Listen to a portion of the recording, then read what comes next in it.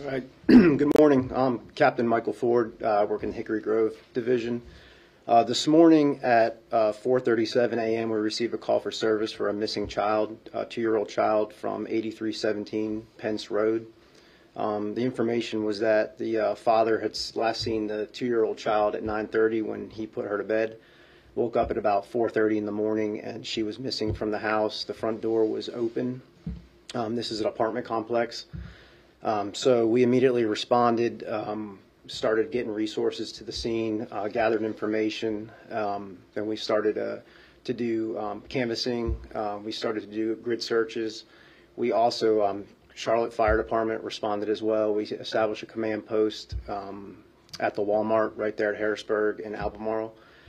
We established unified command, and then we just started just with all the resources we had looking for the missing child. And ultimately, we 3 hours later, while doing a secondary canvass, found that she was at a neighboring apartment.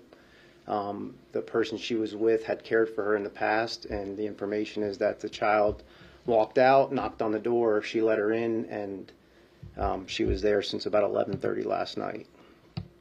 So a happy ending to the story, but as you can imagine, as we were working through that, you get that pit in your stomach because a 2-year-old, at night by themselves, sometimes doesn't end well. So, but just a tremendous effort by the responding officers, by CFD. We had drones out, we had K9, we did a geo notify.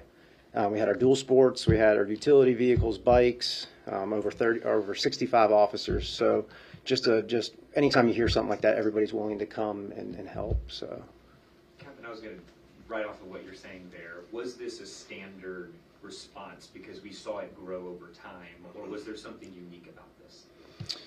Well, I mean, it's our standard response for when we have, for those circumstances when you'll have a young child missing. There's a golf course adjacent to the apartment complex. You have water. So we have a standard procedure with Charlotte Fire Department, and that's why I use the word unified command, because anytime we have a major incident like that, we want to come together and make sure we're sharing our resources and sharing information. So, we started at those critical areas, the water areas, there's a railroad track. We were able to get the trains to stop. So just things like that. But yeah, that's standard, and we train for that for all kinds of incidents. Just throwing everything at it.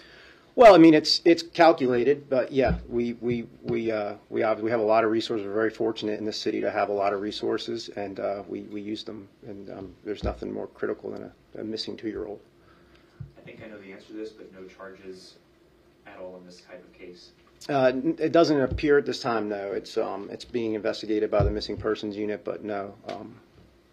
But I will say, and as a parent myself, really just make sure that you secure your doors in your house. They make child protective locks that you can install on your door handles.